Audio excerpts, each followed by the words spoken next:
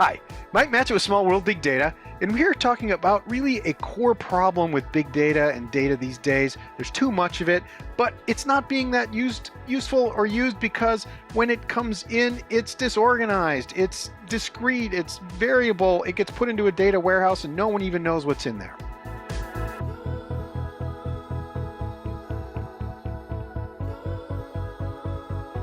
I am here with Nick King from Snowplow. No, we're not talking about wintertime. We're talking about what do you do with all that big data? How do you organize it, sort it? How do you get it into a form that can be usable in the best way possible? Where do you actually stick your shovel in and start? Well, it's going to be right at the beginning. Welcome, Nick. Hi, it's great to be here. Thanks for having me. All right, let's talk a little bit about Snowplow and how you got involved in this. You've been in the industry, the big data industry, machine learning industry for quite some time. What have you seen and what got you motivated into this edge of the problem? Yeah, so I've had the fortune of working in the data space for a really long time. And I think all of us have felt this problem before, where you have a vision for building a model or something that takes data and drives some level of decision from it. And you get the data to prepare it and you're like, what have I walked into? And so not only do you go, what have you walked into, but once you've gone and done that inference, how do you then push that back into systems? And so Snowplow solves this in a unique way versus taking data exhaust and trying to organize into something that's usable. What Snowplow does, it helps you create that data. So it enters your data warehouse in a structured format, which makes training, feature engineering, metric tables far easier to go build. And because you've controlled how it was created, it's much easier to use that to activate and do things from that point in time. So that's how I got involved in Snowplow. Started off with me trying to solve like a really frustrating problem. I meet Snowplow, I was like, okay, there is a better way, which is going through this data creation process. All right, because we have data engineers starting from scratch every single time they turn around on every single project and saying, I've got data hygiene issues, I've got cleanliness issues, I've got formatting issues, I've got schema issues. And if we push that up towards the edge with Snowplow, we can create what, an atomic database, do you call it? Something, Yeah. something radioactive? Yeah, so when you create the data, you have what's effectively a universal datagram or a schema that evolves with your data. So no matter what you're adding, it could be phone data, it could be web data, it could be mobile data, your schema is evolving, and then that creates an atomic table. So one massive table that everything is a point in time, an atomic event that gets created. And so that raw table then allows you to model that into whatever you might need. So you might want to have an aggregation of your customers' behavior, or want to aggregate it into like performance of an application. Because it's all atomic and trusted, modeling gets far easier.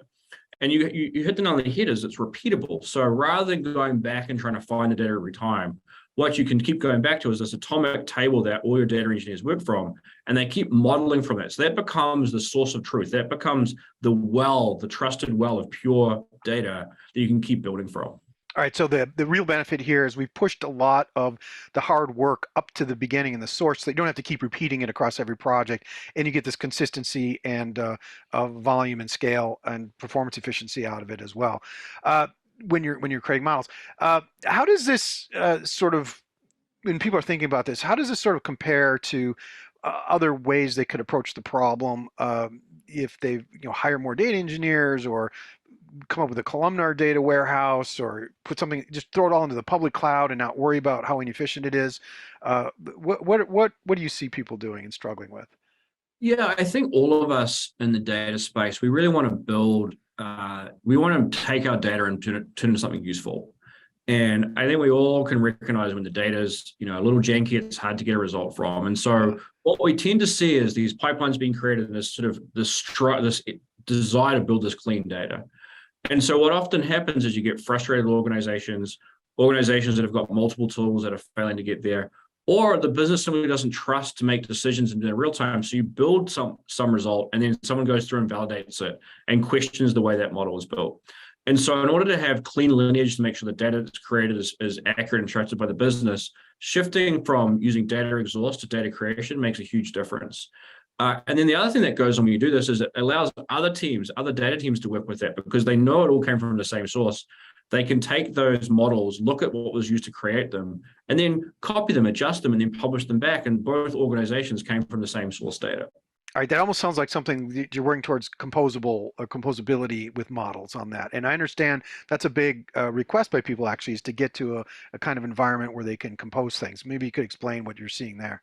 Yeah, so I think many of us have worked on customer data platform projects where we try and create data or insert data into a product that will sort of give a customer 360.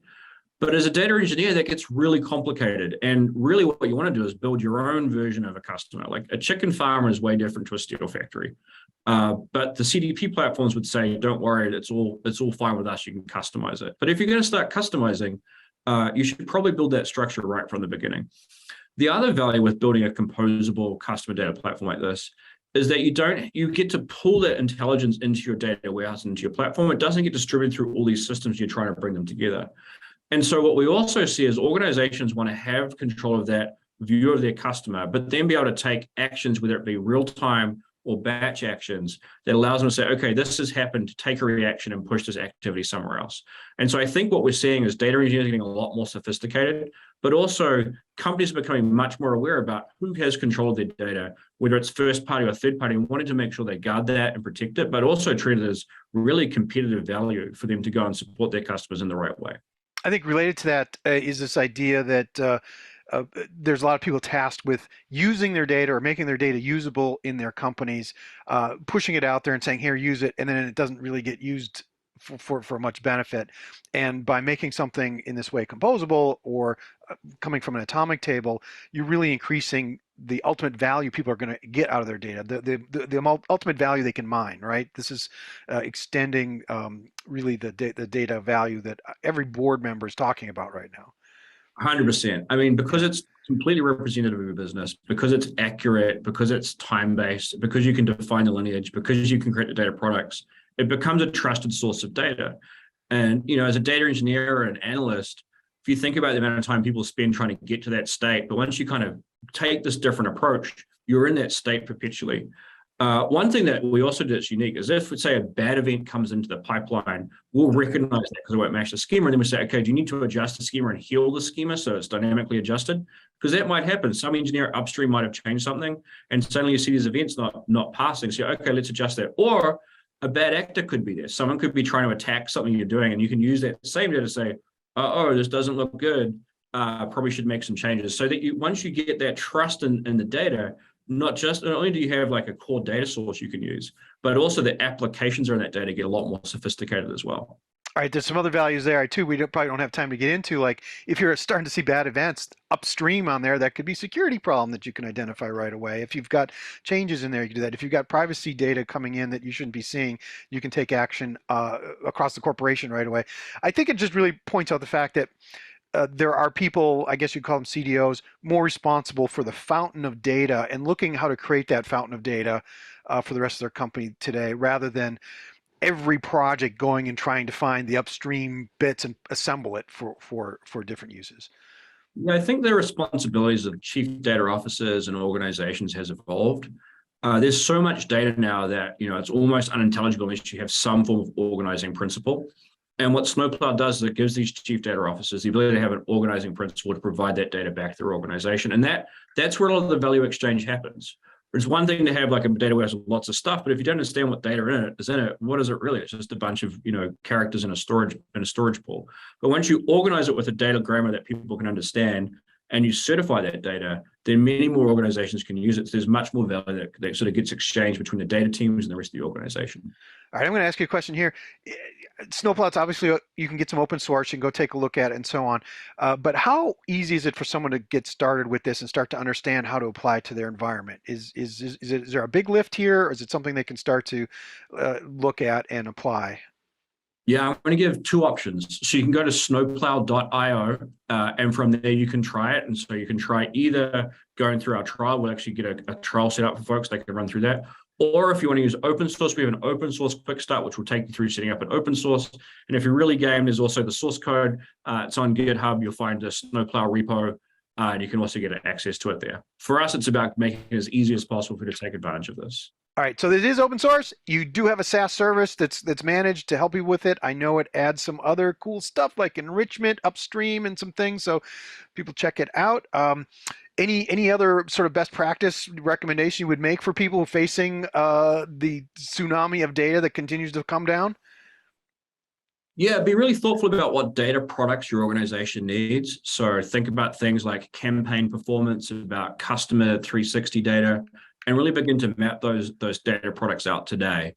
Because once you start to create those data products over time, more and more of your business will use them, and you can build on top of those data products. So rather than every project you have to go back and rethink it, you sort of have these elements, these components that allow you to build up on top of that. We solve it with a number of our use cases, but I think even if you're not using us, definitely start thinking in this world of data products and how you can provide these consistently to your customers, internal and external. Okay, so if you haven't captured all that, by the way, audience, and you are in charge or concerned with how to help your company get the most out of data, there have been several valuable tips here. One, make things composable, push some of these operations up as early as possible in the chain by data creation rather than data extraction downstream, and just plot this out, create the data fountain where you trust the lineage and the cleanliness and all the rest of it upstream.